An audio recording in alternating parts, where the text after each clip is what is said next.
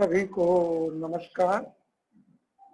मैं एक बार पुनः डॉक्टर शिवाकांत पाठक सत्य, न्याय और धर्म की प्रयोगशाला में आपका स्वागत करता हूं। ऐसा करते हुए मैं स्वयं आपसे संबंधों में जीते हुए सुख और समृद्धि का अनुभव कर रहा हूं। मैं संबंधों के संपूर्ण परख में जो यूनिवर्सल ह्यूमन वैल्यू का तृतीय सोपान है, इसमें लेक्चर 2 को लेके आपके सम्मुख हूं, जिसमें आज हम मानव लक्ष्य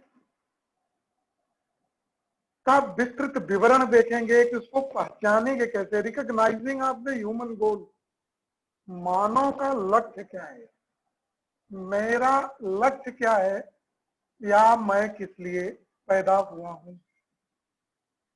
देखने की कड़ी में चलता हूं मैं आगे और देखता हूं कि क्या है ये वास्तव।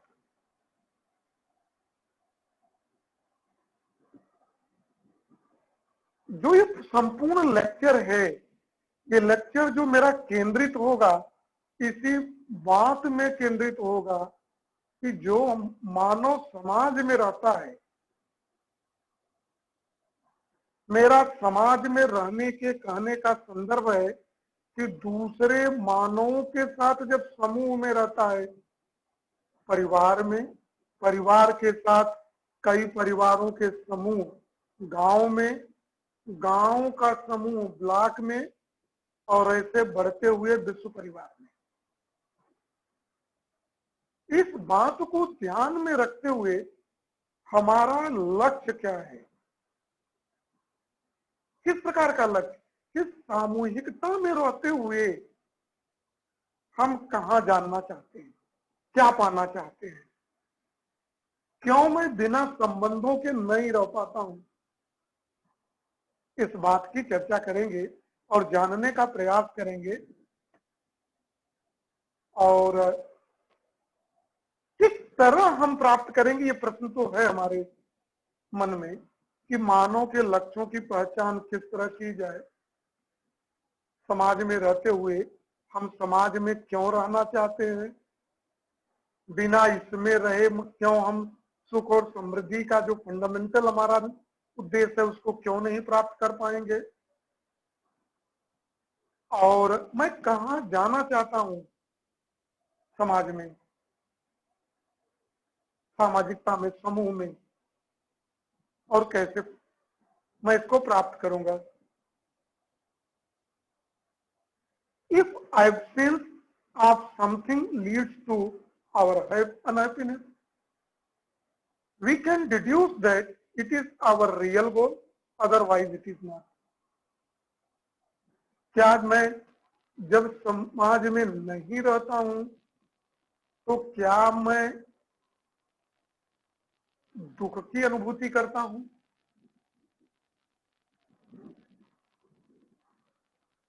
या इसका अभाव मेरे दुख का कारण बनता है? क्या यही मेरी चाहना है, दुख में ही रहना, अन्यथा नहीं? मैं आया किस लिए हूं, किस लिए मेरा जन्म हुआ है, क्यों मैं समाज में रहना चाहता हूं दूसरे मानव के साथ, क्यों जब जब मैं इनके साथ नहीं रहता हूं तो दुख की का अनुभव करता हूं। जब जब मैं ये प्रश्न पूछता हूं लोगों से कि आपको सारी सुविधाएं दे दी जाए, 100 साल के लिए जितनी चीजें दी जाए स्टोर करके दे दी जाए, जो समय पे जरूरत हो आपको पहुंचा दी जाए, और आपको अकेले कहीं रहने के लिए कह दिया जाए, क्या सुख की स्थिति में अकेले रह पाएंगे? कितने समय तक? उत्तर होता है बच्चों का नहीं। तो हमें देखना पड़ेगा इस पूरी व्यवस्था में, सामाजिक व्यवस्था में जीते हुए हमारी क्या चाहना है और हम इस चाहना को प्राप्त करने के लिए कहां तक पहुंचना चाहते हैं। उस चाहना का वेरिफिकेशन कैसे करेंगे? क्या जिसको मेरी चाहना है जब नहीं मिलती तभी हमारे दुख का कारण है, या जिस चीज को हम चाह रहे हैं जिससे सुखी तो नहीं हो रहे हैं, खुश हो जा रहे हैं अस्थायी तौर पे, तो क्या वो हमारी चाहना है या नहीं है, या हमारी वास्तविक चाहना क्या है, इसको जानने की हम कोशिश करेंगे। देखिए, यह तो सच है कि हम रहना चाहते हैं, जीना चाहते हैं, जीने की आशा है, जीने की ललक है, लेकिन किस तरह जीना चाहते हैं? क्या मेरा जीवन सुविधाओं के साथ जीना है? जब मैं कहता हूं कि सुविधाओं के साथ मेरा जीना है क्या, तो ये मेरा जीना कहाँ होता है?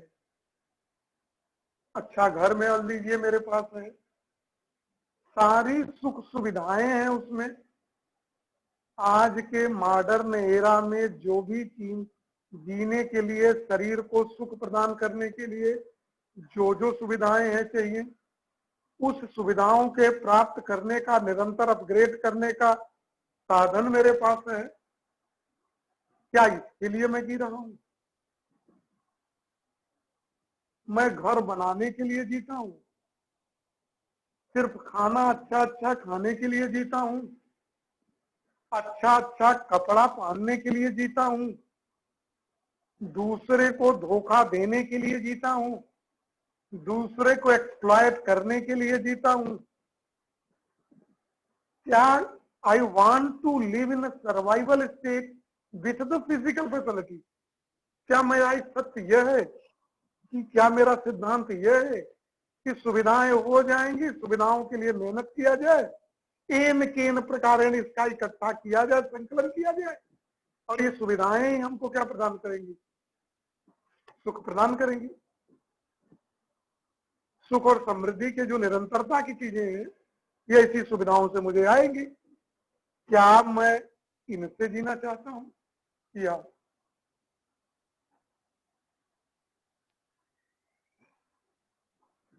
मैं संबंधों के निर्वहन के लिए जीना चाहता हूं? मैं दूसरे मैं के साथ, मेरा दूसरे व्यक्ति के साथ संबंधों में जीऊं। दूसरा व्यक्ति कौन हो सकता है? मेरा परिवार, माँ बाप, शादी हो गई तो बीवी बच्चे, भाई बहन, चाचा चाची। परिवार का शब्द जब हम कहते हैं तो एक किचन, एक रसोई घर में जब सबका खाना बनता हो और एक साथ खाते हैं, और जिसमें न्यूनतम 3 पीढ़ियां एक साथ रहती हैं, मिनिमम 3 जनरेशन लिव टुगेदर। परिवार के बाहर भी मेरे संबंधी हैं। तो क्या मैं संबंधों की निर्वहन के साथ जीना चाहता हूं, और उस संबंधों के निर्वहन में जो भी सुविधाएं चाहिए, उस सुविधाओं की सुनिश्चितता करना चाहता हूं? किसमें मैं जीता हूं? या जीने का एक और रास्ता है कि जब हम संबंधों की निर्वहन, फुलफिलमेंट ऑफ रिलेशनशिप, इसमें जीना चाहता हूं, और उस संबंधों के निर्वहन में जो भी सुविधाओं की आवश्यकता है, उस सुविधाओं की सुनिश्चितता भी संबंधों के निर्वहन में करता हूं, और इसका लगातार प्रयास।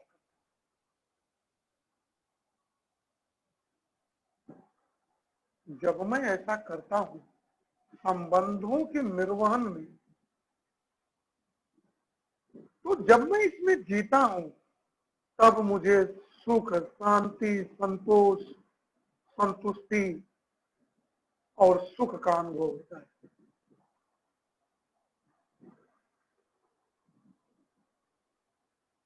वर्ड्स हैं जिसकी मुझे अनुभूति होती है, ब्लिस, पीस, शांति, सेटिस्फैक्शन, संतुष्टि, हैप्पीनेस, फुलफिलमेंट, साल्वेशन,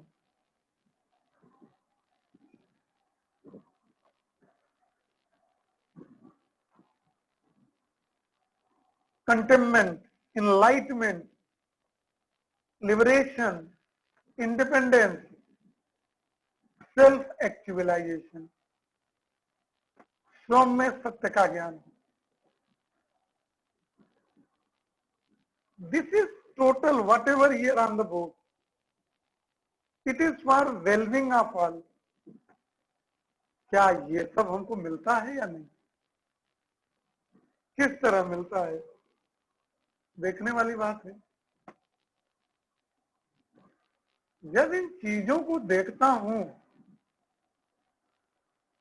तो मैं सुविधा, संबंध के साथ सुविधा और निरंतर तृप्ति पूर्वक जीना चाहते हैं, समझ, संबंध और सुविधाओं के। इसके लिए क्या है, जब हम सब केवल सुविधा नहीं, संबंधों का निर्माण, संबंध और सुविधा, पहले नंबर पे संबंध सुविधा को देखते हैं और सबके अच्छे की कामना के साथ जीते हैं, सबके साथ संबंधों को पहचानते हैं, संबंधों की निर्वहन में भागीदार बनते हैं, तब मुझे सत्य का ज्ञान होता है। Truth, right understanding of self, सत्य का ज्ञान। और ऐसा सत्य का ज्ञान होते हुए जब हम संबंधों के निर्वहन की दिशा में आगे बढ़ते हैं तो प्रेम, लव एंड कंपैशन, समर्पण की भावना जागृत होती है। और जब ऐसा कार्य करते हैं और इन संबंधों के निर्वहन में जिन जिन चीजों की आवश्यकता पड़ेगी, उस चीजों की सुनिश्चितता की, उन सुविधाओं की सुनिश्चितता की दिशा में जब हम आगे बढ़ते हैं, सुनिश्चितता करते हैं, तब मेरे अंदर समृद्धि का भाव जनरेट होता है। हमारे अंदर ये भाव होता है कि whatever things are available, it is more than my requirement. जो भी सुविधाएं हैं वो मेरी सुविधाओं से, मेरी जरूरतों से अधिक है। और जब जब मैं ऐसा कर पाता हूं, मेरे अंदर प्रॉस्पेरिटी का भाव, संपन्नता का भाव महसूस होता है, तब मैं आगे की दिशा में बढ़ता हूं। देखिए, हमको इन तीनों में समझना पड़ेगा कि हम सुविधाओं के साथ जीना चाहते हैं, हम तृप्ति पूर्वक जीना चाहते हैं। संबंध देखेंगे, संबंधों के निर्वहन के साथ सुविधाओं की जो जरूरत होगी उसकी पूर्ति करेंगे। दूसरा, एक बार करके रुक जाएंगे, या हम तृप्ति पूर्वक एक बार तृप्ति करेंगे तो एक बार तृप्ति हो जाएंगे, संतुष्ट हो जाएंगे। इसके पहले जितना भी 8-10 तरह के भाव जो सेटिस्फेक्शन के हैं, सेल्फ एक्चुअलाइजेशन के हैं, उनकी प्राप्ति हो जाएगी। तो एक ही बार चाहेंगे कि you want this in continuation, हम निरंतर तृप्ति पूर्वक जीना चाहते हैं। तो अगर ऐसा करना है, हमें ज्ञान चाहिए। संबंध नंबर 1 पे, समझ नंबर 1 पे ज्ञान, राइट अंडरस्टैंडिंग, रिलेशनशिप, संबंध दूसरे नंबर पे, और सुविधाओं को तीसरे नंबर पे इंश्योर करते हुए हम जी पाएंगे। देखें, जब हम ऐसा करते हैं तब हम मानव के लक्ष्य की तरफ क्या है, तब आगे बढ़ पाएंगे। इसको करने के लिए मैं 4 लेवलों में इसको डिवाइड कर रहा हूं। मैं अकेला हूं, मैं अपने शरीर में रहता हूं, मुझे ही सुख और समृद्धि का भाव चाहिए। मैं ही प्रधान हूं। मेरा अस्तित्व भी तभी तक है जब तक मैं शरीर में हूं, और शरीर का भी अस्तित्व तब तक है जब तक ये मेरे साथ है। इसका मतलब मैं और शरीर के अस्तित्व में हूं, यह मैं जानता हूं अच्छी तरह। मुझे ज्ञान भी है, सही समझ भी है, और सभी भाव भी मुझे जानते हूं। यह हर मैं के अंदर हो। पहले तो इस बात की सुनिश्चितता करनी पड़ेगी। मान्यताओं में नहीं जीता, बेहोशी में नहीं जीता, जीव अवस्था में नहीं जीता, मैं ज्ञान अवस्था में जीता। मैं पशुता में नहीं जीता, मैं क्रुएलिटी और नॉन क्रुएलिटी में नहीं जीता, मैं ज्ञान की अवस्था में जीता हूंगा। जब यह हर व्यक्ति के अंदर हो जाएगा तब सुख का भाव आएगा। क्योंकि परिवार एक से ज्यादा लोगों का समूह है, तो परिवार के स्तर पे जब संबंधों के निर्वहन पूर्वक हम जिएंगे, संबंधों के साथ जिएंगे, तब संपन्नता का भाव आएगा परिवारों के साथ। और हर व्यक्ति अपने परिवारों में इस तरह से जिएगा तो हर परिवार में समृद्धि का भाव जनरेट होगा। सभी स्वयं में, सभी व्यक्ति में सुख का भाव, और अपने परिवार में सुख के संबंधों के निर्वहन के साथ जीते हुए समृद्धि का भाव जनरेट होगा। और परिवारों के समूह को समाज कहा जाता है। तब तू मैं, ये मेरा ये उनका, इस भाव से ऊंचे उठ पाएंगे। तब एक का दूसरे के प्रति, एक का दूसरे में विश्वास का संचार होगा, ट्रस्ट डेवलप होगा, जो सभी भावों का मुख्य और पहला भाव है। अन्यथा जो आज की स्थिति है, एक दूसरे के प्रति शंका और डर का भाव है, फिर सुख और समृद्धि इस समाज में कैसे आ पाएगी। कायर और डरपोक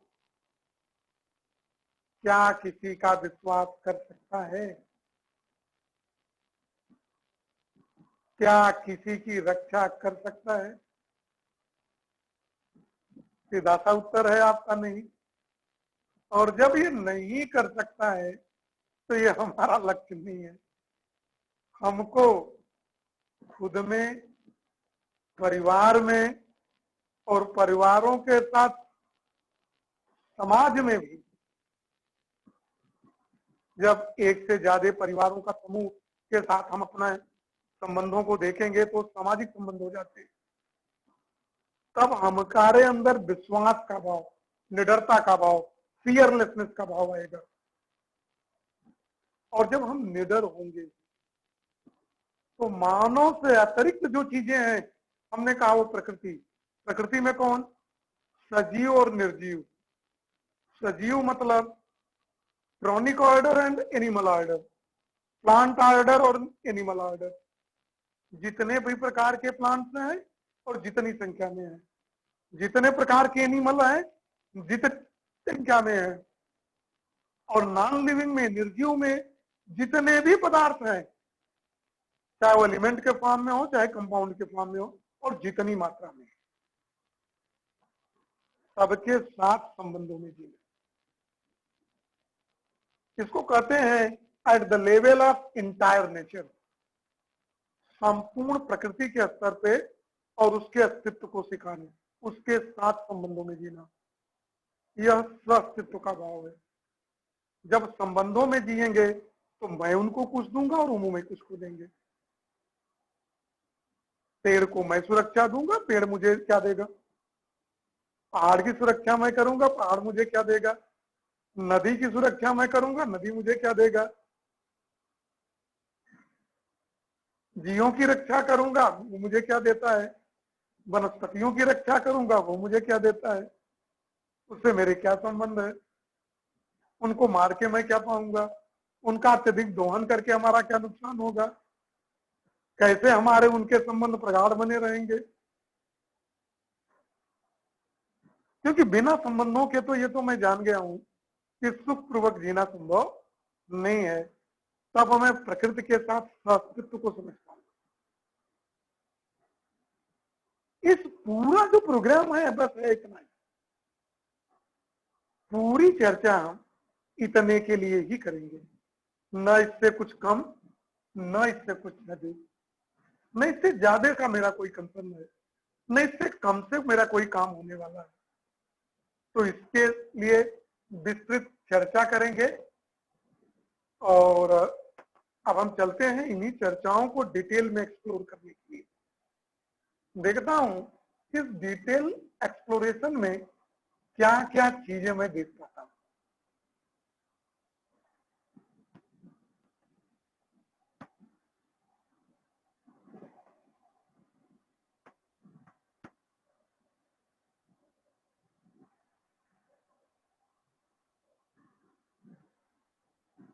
इन डिटेल्स में जब इनको देखता हूं तो देखता हूं कि यह क्या है, इसको विस्तार में देखने के लिए चलता हूं। देख रहा हूं कि है क्या। देखना समझना जानना तो पड़ेगा भाई, बिना देखे समझे काम नहीं बनने वाला है। चलते हैं देखते हैं।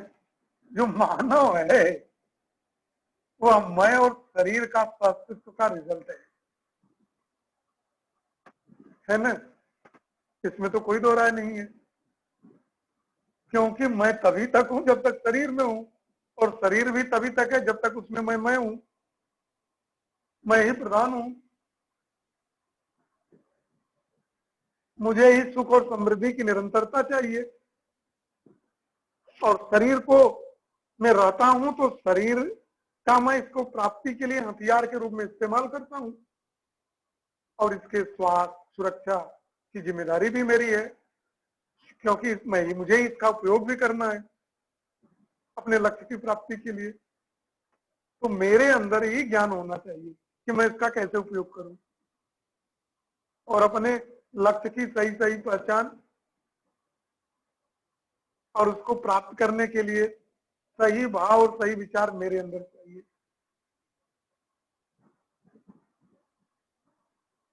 शरीर को केवल स्वस्थ रहना चाहिए, इसकी जिम्मेदारी मैंने कहा मेरी भी है। शरीर केवल स्वस्थ रहे, उस स्वस्थ करने के लिए जो सुविधाएं हैं उस सुविधाओं का संकलन ही तक ही मेरा लक्ष्य है,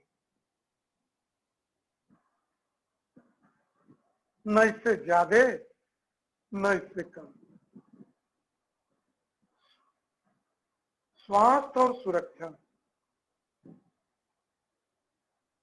अभी स्वास्थ्य सुरक्षा रहेगी, मैं शरीर में रहूंगा, मेरे अंदर ज्ञान भाव और विचार रहेंगे, तो ऐसा करते हुए मेरे शरीर की स्वास्थ्य और सुरक्षा के लिए उन सुविधाओं की सही सही पहचान कितनी हो, कितनी सुविधाएं चाहिए, घर कैसा चाहिए, कपड़े कैसे चाहिए, शिक्षा दीक्षा कैसी होनी चाहिए, स्वास्थ्य कैसा चाहिए, खाने में क्या खाना है क्या नहीं खाना है। जो संरक्षण और संवर्धन प्रकृति का उसके साथ किस चीज का कितना उपयोग चाहिए, मानव के साथ संबंध भी खराब न हो, क्योंकि रहना तो मुझे इन्हीं के साथ है। तो भौतिक सुविधाओं की पहचान, सुविधा की पहचान, और इसी के साथ सुविधाओं की पहचान के साथ सुविधाओं का उपभोग, इसका कॉन्फिडेंस हो, कॉम्पिटेंस, मेरे अंदर क्षमता हो कि सुविधाओं का मैं प्रयोग सही सही करूं।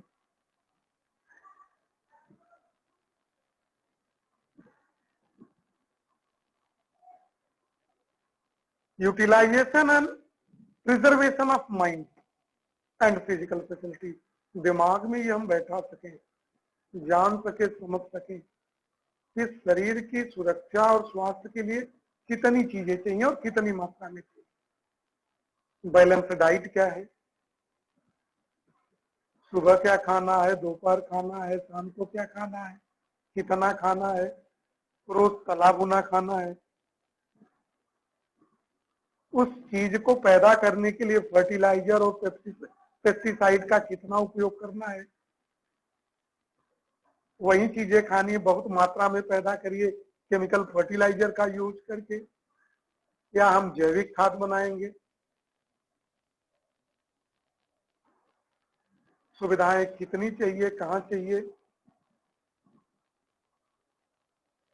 यही नहीं, हमारे पास क्षमता भी होनी चाहिए कि सही व्यवहार और कार्य के साथ समाज में मैं कैसे रहूं। झगड़ा लगाने का भी कुछ लोग काम करते हैं, लूटने का भी कुछ लोग काम करते हैं, बेवकूफ बनाने का काम करते हैं, और कुछ लोगों का देखा गया है जन्म से ही आदत बना लिए हैं, इसी को अपने सुख का आधार मान लिए हैं। क्या यह सही व्यवहार है क्या?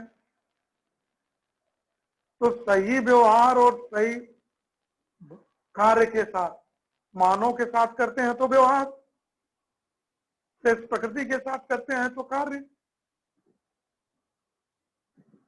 तो सहयोग और समृद्धि की भावना से जब वो कार्य करते हैं तो ये करने की मेरे अंदर सामाजिक कार्यों में रहने की क्षमता होनी चाहिए। ये है। तीसरा, सबसे बड़ी चीज होती है माइंडसेट। मैं क्या करूं, मुझे क्या पड़ी है, वो आदमी बहुत बेकार है, पैदा तो अच्छा मैं ही हुआ हूं, मैं ही सबसे सही हूं, मेरे जैसा कोई पैदा नहीं हुआ।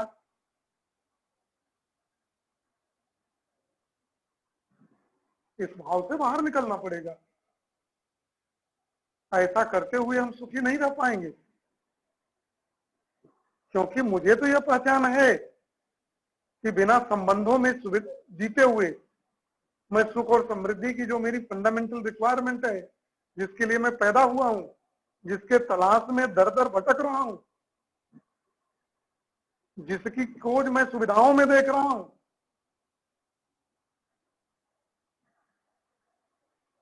और ऐसा करते हुए मैं प्राप्त नहीं कर पा रहा हूं, इस माइंड सेट से निकल के बड़ी व्यवस्था में भागीदारी, सामाजिक व्यवस्था में अकेले में जीना नहीं, परिवार के साथ ही जीना नहीं, समाज के साथ ही जीना। तो बड़ी व्यवस्था में भागीदार होने का माइंडसेट बनाना, ये बनाना संभव तो नहीं है, लेकिन नामुमकिन है। नामुमकिन भी नहीं है, संभव भी नहीं है, लेकिन डिफिकल्ट है। इसके लिए विचारों में पहले परिवर्तन। चलिए बाहर नहीं कर पाए तो कम से कम परिवार के साथ ही, परिवार में ही अपने उत्तरदायित्व को हम समझ जाए। समाज की बात तो बाद आएगी। जो अपने परिवार के साथ न्याय नहीं कर पाएगा, अपने बीवी बच्चे माँ बाप के साथ, वो समाज के साथ क्या न्याय करेगा, उसके साथ संबंधों में कैसे जी पाएगा। तो ये क्षमता विकसित हो मेरे अंदर कि मैं अपने उत्तरदायित्व का बोध परिवार और व्यवस्था के साथ समझ पाऊं, और मेरे अंदर वो कॉम्पिटेंस डेवलप हो जो इस उत्तरदायित्व को निर्वहन करने की मेरे अंदर क्षमता आ जाए। और जब तक ये क्षमता मेरे अंदर नहीं आएगी, मैं अयोग्य का अयोग्य बना ही रहूंगा। देखें, जिन बातों को मैं कहा हूं इस स्लाइड में, जरा ध्यान से थोड़ी देर के लिए सोचिए, क्या इसकी आवश्यकता है क्या? क्या इसके बिना जिया जा सकता है क्या? क्या इनके बिना जीवन को आगे बढ़ाया जा सकता है?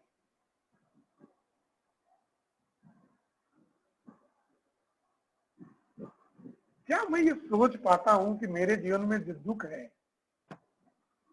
जो मैं शिकायतों का पिटारा लेके बैठ गया हूं, अपने को अच्छा और दूसरे को नेगेटिव एनर्जी। मैं जो करूं सही, मैं स्पेशल हूं, मैं ही ज्ञानी हूं। हाँ, ज्ञान में श्री कृष्ण बन गए।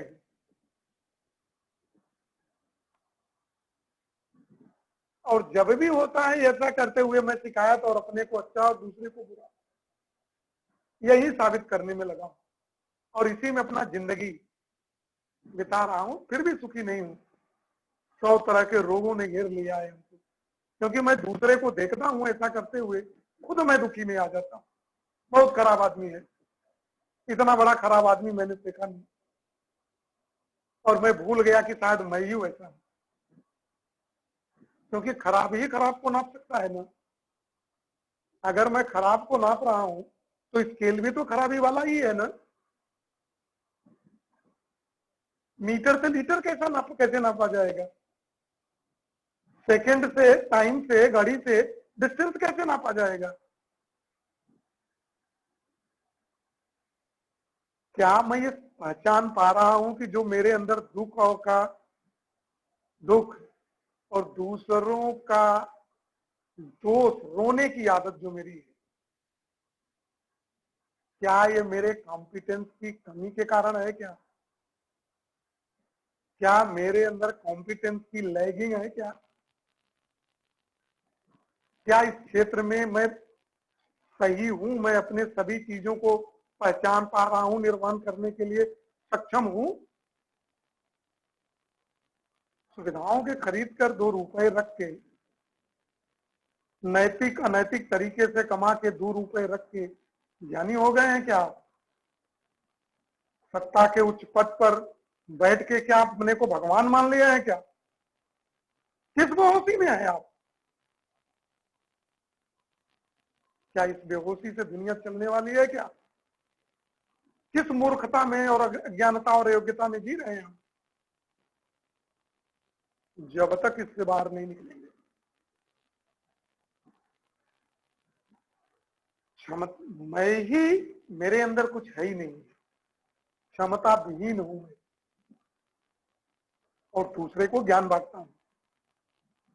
इससे बाहर मुझे निकलने की जरूरत है, इस पर मुझे काम करने की जरूरत है। क्या मैं इस बात को पहचान पा रहा हूं या नहीं पा रहा हूं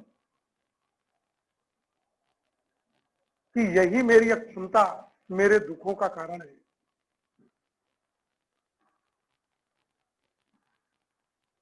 और इसी कॉम्पिटेंस को बढ़ाने की क्या मैं अपनी आवश्यकता को समझ पा रहा हूं? तो मैं व्यवस्था में, बड़ी व्यवस्था में कैसे भागीदारी करूं? इस भागीदारी को समझने के लिए जब जब मैं आगे बढ़ रहा हूं, और ऐसा करते हुए जब जब मैं आगे चढ़ने की कोशिश कर रहा हूं, तो क्या मैं इस व्यवस्था में चल पाऊंगा, आगे बढ़ पाऊंगा? देखें, समझें और जानें। जिनकी चर्चाएं संबंधों में आएगी, मुझे चेक करना पड़ेगा। क्या चेक करना पड़ेगा? मैं हूं, मैं के बाद परिवार, मैं परिवार में रहता हूं, तो परिवार के साथ संबंधों के पहचानने की क्षमता। अब परिवार में कौन है? पिता, माता, पुत्र, पुत्री, भाई, बहन, इनसे मेरे क्या संबंध है? इन संबंधों को भली बात मैं पहले जानता हूं, क्या मैं समझ पाता हूं? और अगर इन संबंधों को मैं समझ पाता हूं, तो इन संबंधों को समझने के नितब निर्माण क्या कर पाता हूं? जो भी फीलिंग्स है उनकी, मेरे उनके प्रति या उनकी मेरे प्रति, जो भी आवश्यकताएं एक दूसरे से संबंधों में चाहते हैं, क्या मैं उसके संबंधों को, निर्वहन की संबंध को, जो फीलिंग है उस प्रेम का, विश्वास का, क्या विश्वास का भाव है? क्या एक दूसरे में संबंध का भाव है? क्या कृतज्ञता का भाव है? क्या केयर है, गाइडेंस है, प्रेम है या नहीं? प्रेम है तो सब कुछ आ जाएगा। विश्वास जो है फाउंडेशन वैल्यू है और प्रेम जो है कंप्लीट वैल्यू है। क्या इस फीलिंग को मैं सही सही समझ पाता हूं और उसका निर्माण करने की योग्यता रखता हूं? क्या दिमाग की मेरी जो माइंड सेट है और मेरी क्षमता जो है उस सेवा को करने में योग्य है, समझ पा रही है, कर पा रही है? अगर नहीं कर पा रही है तो कमी कहाँ है? अगर मैं संबंधों में समझ पा रहा हूं कि इन संबंधों में, परिवार के साथ संबंधों में जीने पे जो सुविधाओं की जरूरत पड़ेगी, रोटी, कपड़ा, मकान या जो भी चीज है, सुविधाएं, क्या मैं उसका उत्पादन कर पा रहा हूं? और अगर उत्पादन कर लिया सभी चीजों का, खेती है, नौकरी है, खरीद लिया सुविधाओं की, तो क्या मैं उसको खरीदने के बाद उसका सही सही उपयोग कर पाता हूं? एक एग्जांपल मैं दूंगा। एक किसान के घर में जितना गेहूं पैदा होता है, उस किसान को चाहिए, हमको आपको चाहिए, पहले उस किसान गेहूं का सही भंडारण हो, पूरा उपयोग हो, सुनिश्चित करना। क्या जब होता है, क्या उसको संपन्नता का भाव परिवार में उससे पैदा होता है? घर है, सब लोग रहते हैं, आराम से हैं, तो क्या इस प्रॉस्पेरिटी का भाव है कि 2 मंजिला 3 मंजिला लूट लो, बगल वाले की जमीन हड़प लो? इसमें फंसा हुआ है। कितनी जरूरतें हैं, नहीं है तो उसके लिए मैं क्या व्यवस्था कर रहा हूं, कैसे करूंगा, क्या इसका प्रोग्राम बनाता हूं? क्या मैं ये सुनिश्चित कर पा रहा हूं कि इस परिवार में समृद्धि का भाव है कि अभी सब रोने वाले ही लोग हैं? और रोने वाले लोग हैं तो क्या मैं उनके कॉम्पिटेंस को बढ़ाने के लिए कोई काम कर रहा हूं या उनको मैंने दुश्मन मान रखा है?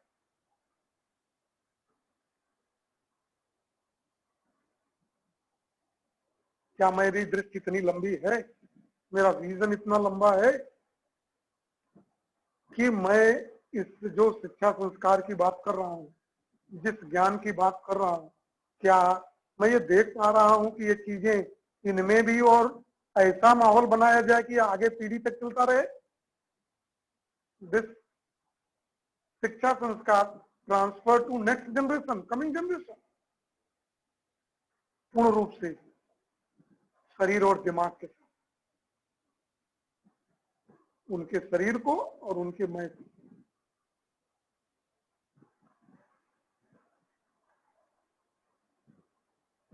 क्या मेरे अंदर जो मेरी जिम्मेदारियां नजर आ रही है परिवार के साथ संबंधों में जीते हुए, क्या उस संबंध की उत्तरदायित्व की, संबंधों के निर्माण की जो उत्तरदायित्व की स्वीकार्यता है, एक्सेप्टेंस ऑफ रेस्पॉन्सिबिलिटी, क्या मैं उसको देख पा रहा हूं?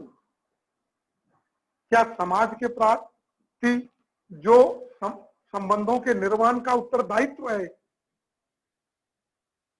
जो हो सकता है, उसको मैं देख पा रहा हूं, समझ पा रहा हूं, करने की दिशा में, बड़ी व्यवस्था के भागीदारी की दिशा में आगे चल पा रहा हूं?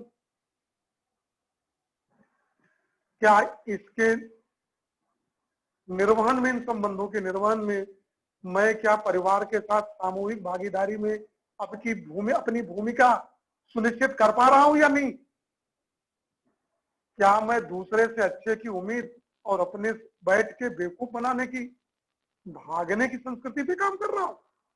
या मैं जो कह रहा हूं बिना इन सबको समझे परिवार में मेरी क्या भूमिका है, मैं क्या करूं, मैं कैसा कार्य करूं, कोई गलती कर रहा है उसको किस तरह समझाऊं? सोचें, अगर मैं किसी को समझा लेता हूं, अगर उस अपनी दिशा में आ जाता है, कितनी सुख और शांति की अनुभूति होगी।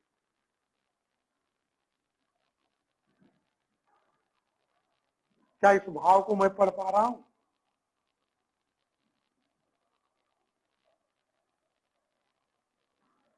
ये हमको सुनिश्चित करना पड़ेगा। क्या मैं परिवार की परंपरा को,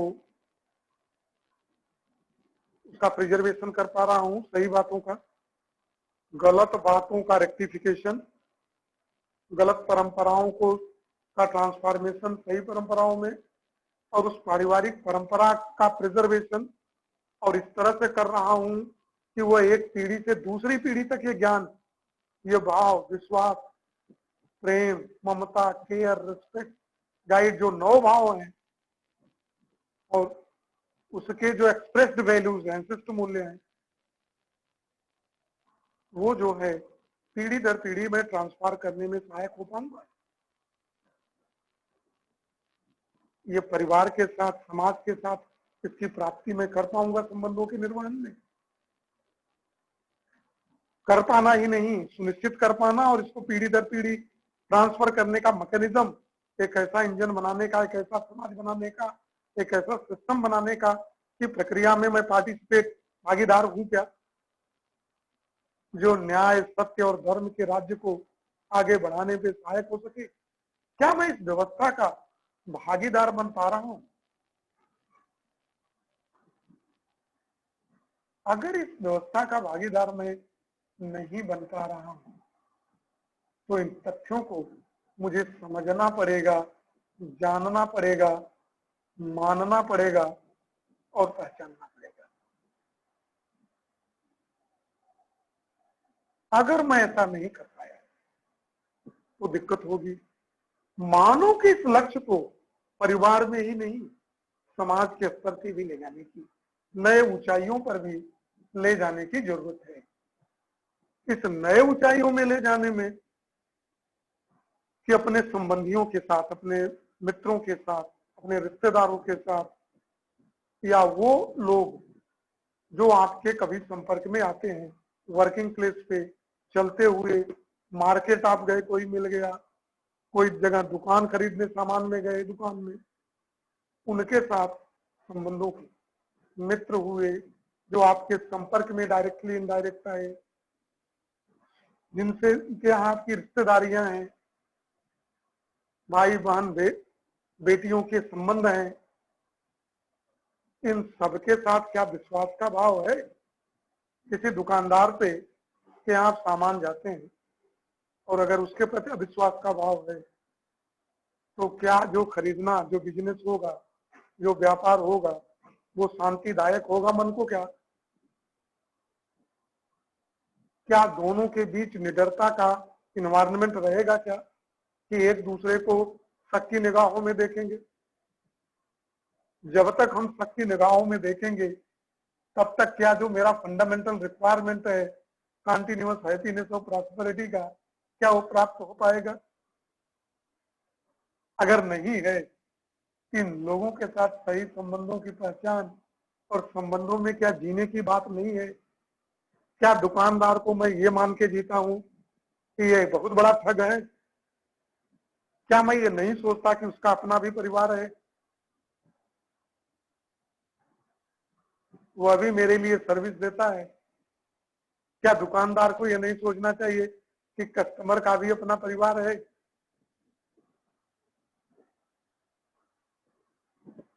और बिना संबंधों में जीते हुए एक दूसरे से सुखी रह पाएंगे?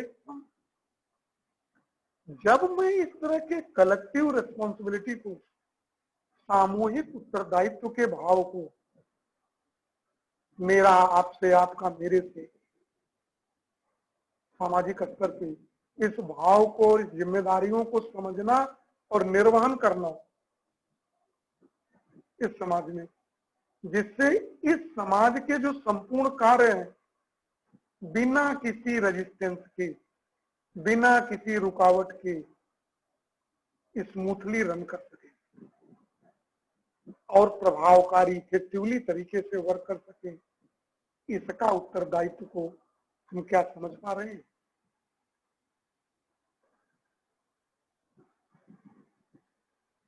और ऐसा करने का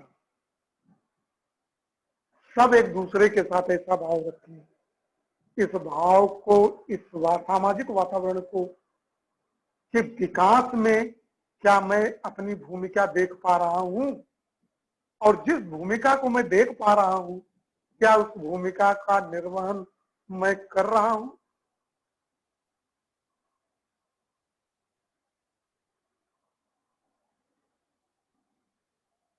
ऐसा वातावरण बनाने में मैं सहायक हो पा रहा हूं,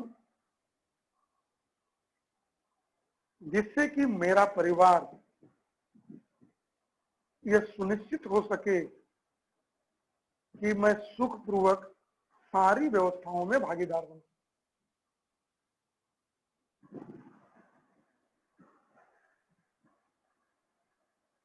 और क्या मैं इस व्यवस्था का भागीदार, इस माहौल की व्यवस्था का वातावरण बनाने के भागीदार बन पा रहा हूं कि परिवार और समाज के लोग अपने स्वयं की व्यवस्था में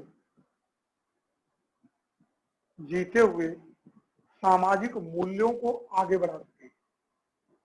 परिवार और समाज में जो मानव ट्रेडिशन है, ह्यूमन ट्रेडिशन है, आगे बढ़ सके, प्रेम पूर्वक संबंधों में जी सके। क्या इसकी जरूरत नहीं है क्या? इसकी जरूरत की पहचान सुनिश्चितता और बड़ी व्यवस्था में भागीदारी, इसको कर पाए। देखें, बड़ा कार्य है। मैं तो अभी मान्यताओं में, मुझे अपने को शरीर मान के सुविधाओं में जीना चाहता हूं, सुख को उसी में खोज रहा हूं। यहाँ तो एकदम अलग तरह की इन्वायरमेंट नजर आ रहा है।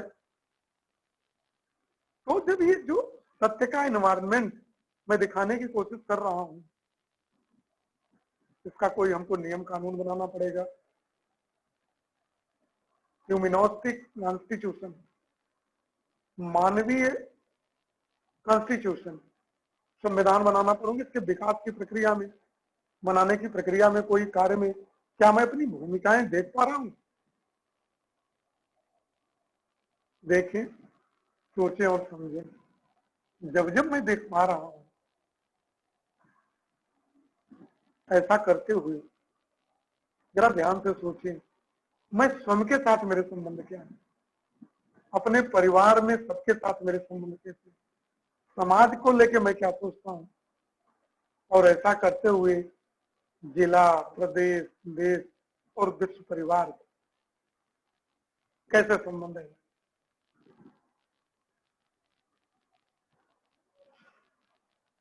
कहां तक मैं इन संबंधों को बिगाड़ चुका हूं, क्या क्या मैं करता हूं। मुझे इस परंपराओं के निर्वहन में करने में भागीदारी की भूमिका सुनिश्चित करनी पड़ेगी। एक योग्य, स्वस्थ, संतुलित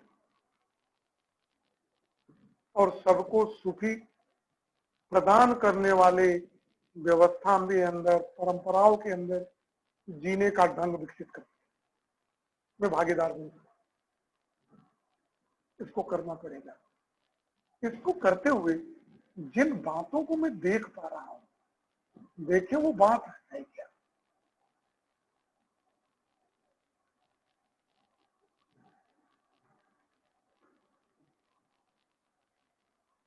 देखें, क्या ऐसा करते हुए मैं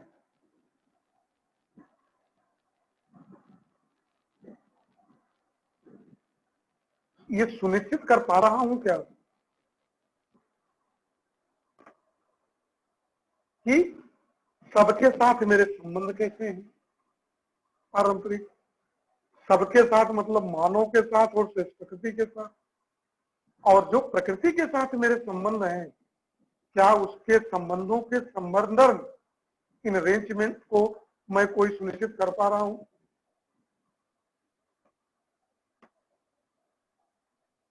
प्रकृति में सभी के साथ, जब मैं प्रकृति के सभी के साथ म्यूचुअल अरेंजमेंट की बात करता हूं, तो मैं मटेरियल ऑर्डर, एनिमल ऑर्डर और प्लांट ऑर्डर, क्रोनिक ऑर्डर के साथ सबके साथ कर रहा हूं।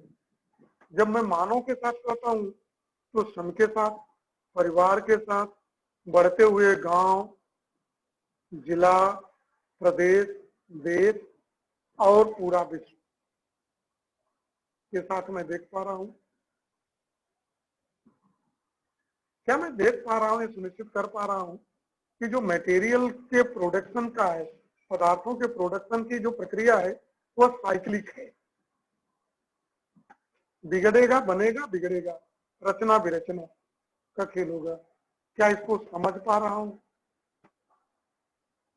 या संबंधों के निर्माण में इसकी क्या भूमिका है, इसको देख पा रहा हूं, समझ पा रहा हूं क्या? अगर ऐसा, और ये जो साइक्लिक नेचर है इसकी पीरियोडिसिटी बनी रहे, क्या इसके जो इस प्रकृति का नियम है, जिस प्राकृतिक सिद्धांत के नियमों पे ये पैदा हुआ है, ये ब्रह्मांड चल रहा है, उस प्राकृतिक नियमों के साइक्लिक की पीरियोडिसिटी को मैं कंटिन्यू करने में हूं या उसको ब्रेक कर देने की स्थिति में हूं?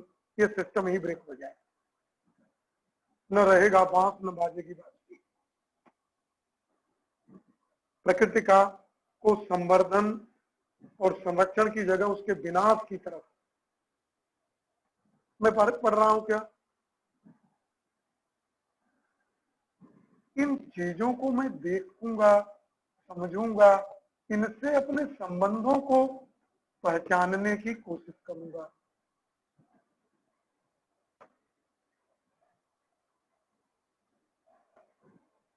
अगर जब मैं ऐसा कर पाऊंगा, देखें, तभी मैं इन संबंधों में जीते हुए आगे की दिशा में मैं बढ़ पाऊंगा, और तभी मैं जिसके लिए पैदा हुआ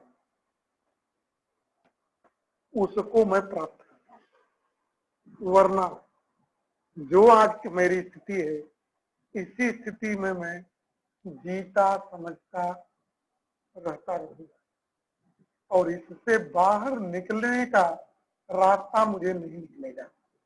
इसलिए इससे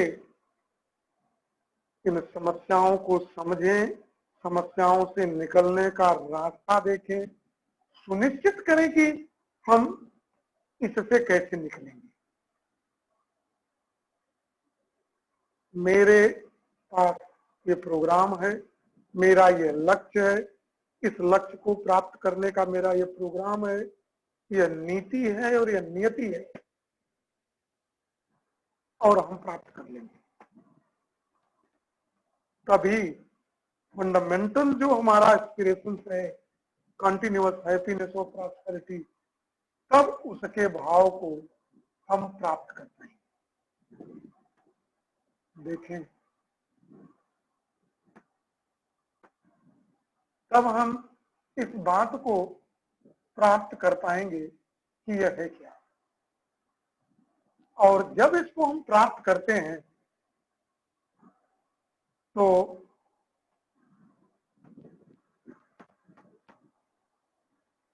उसके लिए हमारा जो है एक टर्म है, right behaviour in the society, proper implementation of societal order.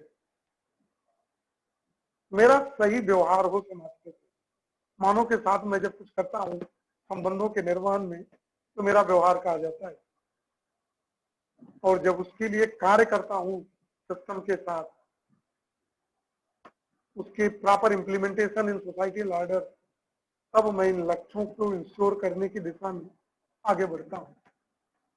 इन सारी चीजों को हम चर्चा में करेंगे। आज के पूरे लेक्चर में जिन चीजों पे हमने बात की है कि हम समाज में सही व्यवहार के साथ हम निर्माण करें संबंधों का, और सामाजिक जो व्यवस्था है इसको समझें और इसका सटीक इंप्लीमेंटेशन करें, इसको करेंगे। आज मैंने इतनी चर्चा की है, इसको आगे आपके साथ कैसे लेके हम आएंगे, इसको लेने के लिए हम आपके साथ जुड़ते रहेंगे और जुड़ते हुए संबंधों में प्रेम वो बना रहेगा। और जब ये प्रेम बनता है हमारा, संबंधों में मैं जीता हूं, तो मुझे मेरे अंदर अत्यधिक ऊर्जा की अनुभूति होती है। आता है मेरी इस अनुभूति को से निकलने वाली जो ये वेव्स है आपके हृदय तक पहुंच रही होगी, आप इस स्पंदन को महसूस कर रहे होंगे। इन्हीं शब्दों के साथ सभी को नमस्कार। फिर मिलेंगे एक नए लेक्चर के साथ।